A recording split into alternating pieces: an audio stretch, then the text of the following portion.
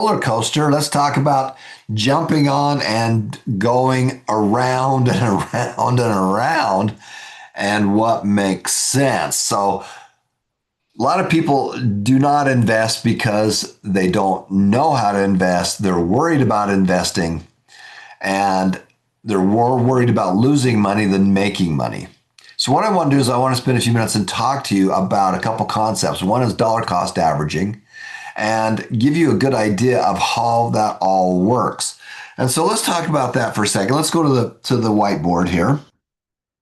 And there's a couple concepts I want to teach you first. So the kind of the first concept though is I want you to imagine that you're on a journey and you know how long it takes to go. It takes a whole year to go all the way around this track. Okay, so there's this big old track right there, and it takes 1 year. 1 year to go around that track. Now, if the track is down and it's smooth and it's like a track on a football field or something like that, and it takes a whole year to go around that, and you put your money in the bank, we're going to use the number of 100 because that's a lot easier to do our math with, okay? So what we're going to do is we're going to come in here and we're going to put the money into the bank. And the bank, that 100 pesos, $100, 100 million, it doesn't matter. Guess what? They're going to pay you 0% on it.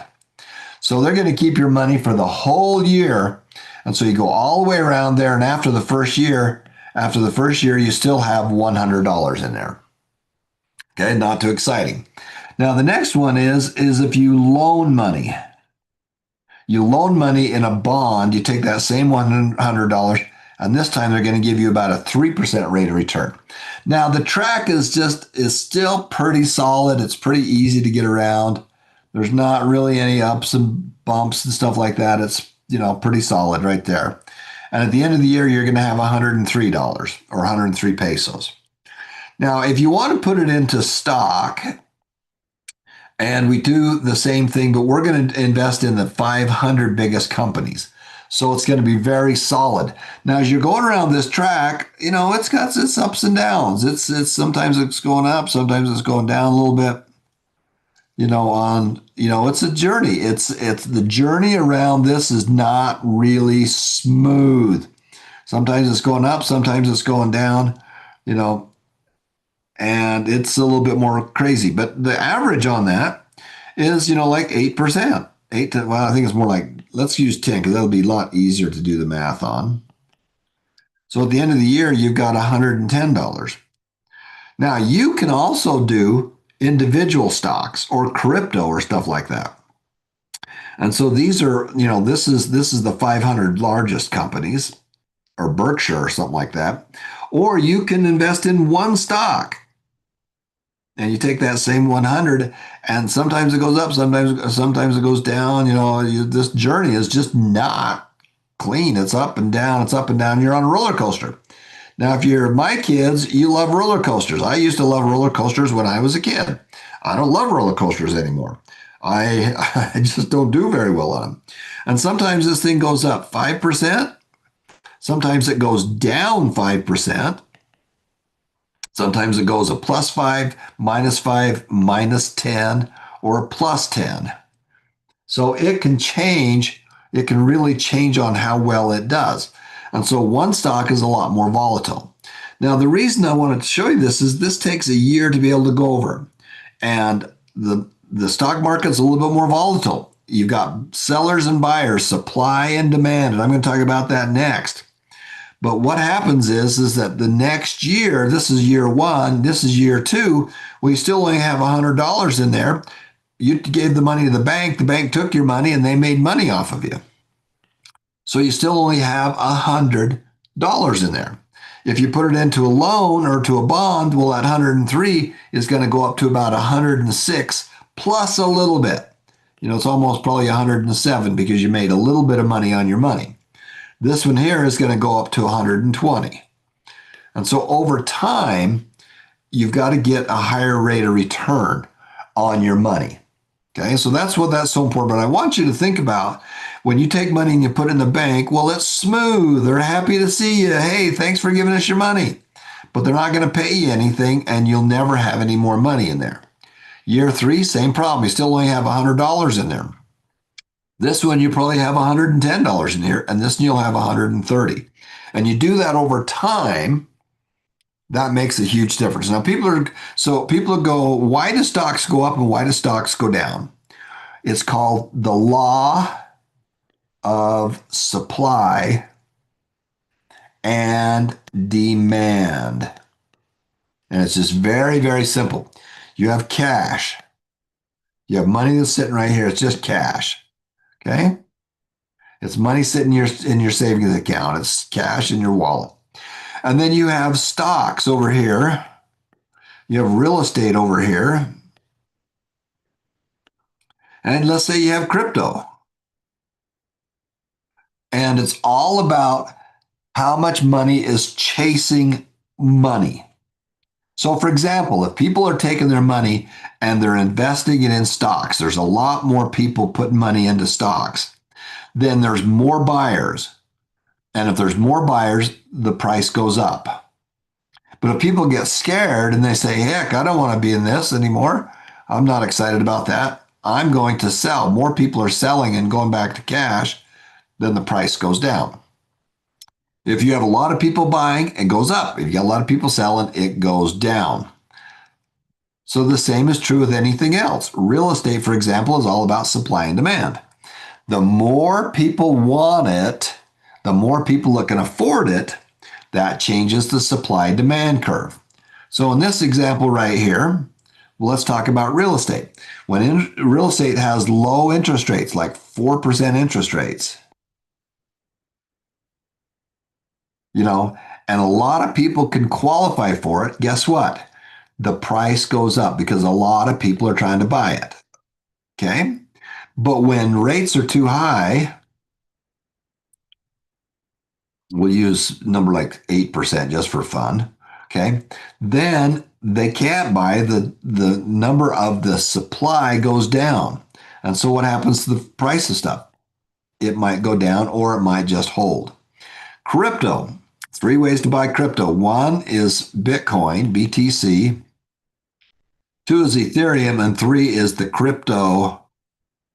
I'm going to call it the crypto crap because that's what I think a lot of it is.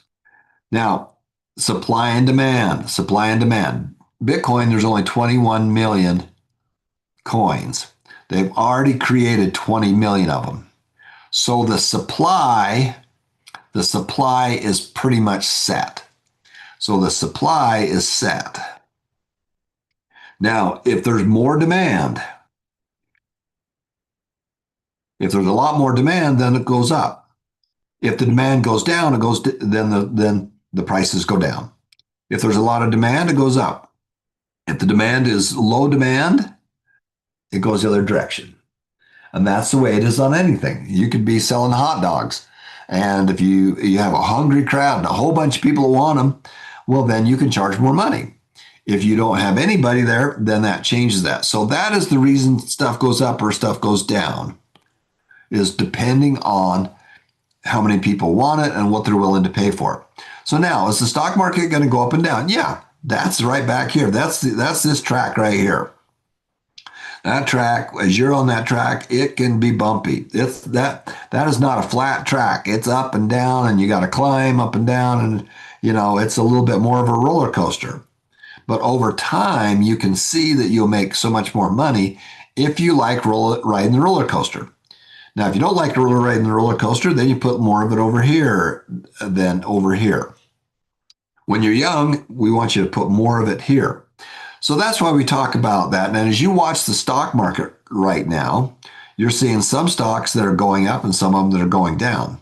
Some of the stuff that is highly leveraged or treats different. If you want something that's stable, that's Berkshire, BRKB. There's 500 companies or more.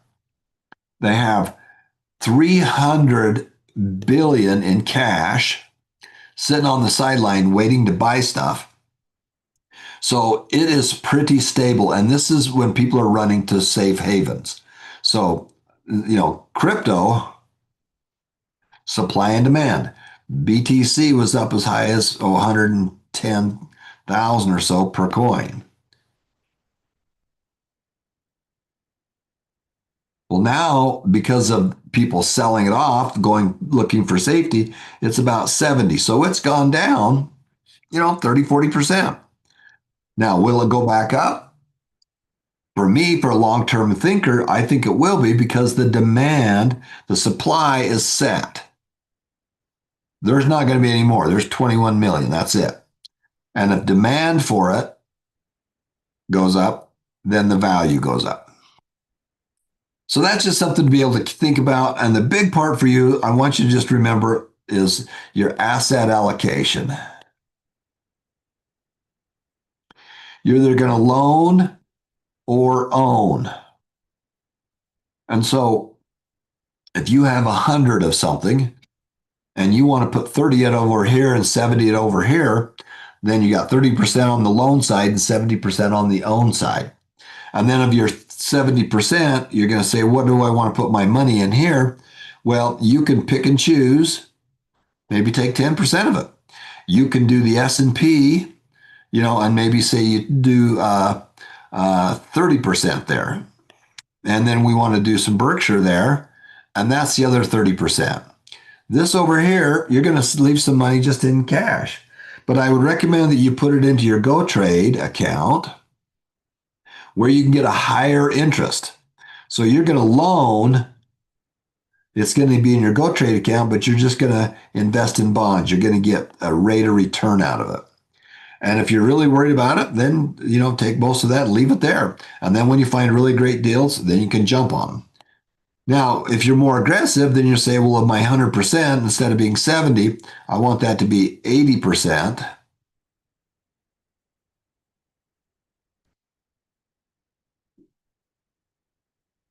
And I want this to be 20%. Okay. And then that's just changing what you're going to do. And you're saying, well, I'm pretty good at picking and choosing, so I'm going to change that to 20%, or I'm going to move these up to 35. Okay. So that's the game that you got to play. The goal for you is to be in the long term. Be in the long term. This is not a short term thing that you're doing here. This is a long term, that investing over a lifetime. Success in money is a series of daily victories. It's a series of weekly, monthly, yearly victories that compound on top of each other. That's why, when people make a lot of money really fast, they usually lose it because they're just gambling with it. The people that are wealthy, the 7 steps to wealth, they've built a long-term system that makes more money, and their systems make more money. And it's very solid. They don't have just one money tree. They have a whole orchard of money trees, and they have multiple orchards of money trees. So that's what our goal is for you. You're on the right path. Investing is a long-term thing. We want to make sure that you do it right. And all of it as part of the supply demand. It's just all part of the roller coaster. If you don't want to get on the roller coaster, then don't get on it. Sit on the sideline and put it into bonds. But if you like the roller coaster, get on. If you like to really be crazy, then you ride the really crazy roller coaster, which is buying crypto crap that goes up and down. Crazy. I don't know where it's going. Or if you buy the S&P 500, it's a lot more solid. It's not going to be that way up and down. Berkshire Hathaway is not going to be way up and down. But again, with supply and demand, just be aware that, as people take their money from one entity and put it into another entity, now that supply and demand is changing, and the value, the price that something's paying for something is different than what they're getting. Berkshire Hathaway, over the last 65 years, has gone down 50% 3 times. What's crazy about that, though, is that the business was just as solid, but more people were selling because they were taking their money and putting it into some other fad or whatever it was. And so that's when Berkshire came in and says, okay, we got all this cash. We're going to buy it all back. We're going to invest in our own company.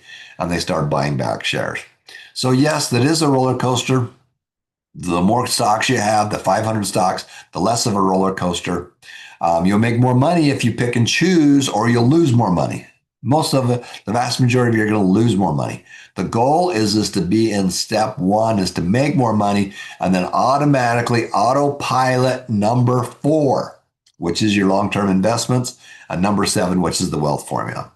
Thanks for watching, everybody. Make a difference, make it happen. Every life is precious. Thanks for watching.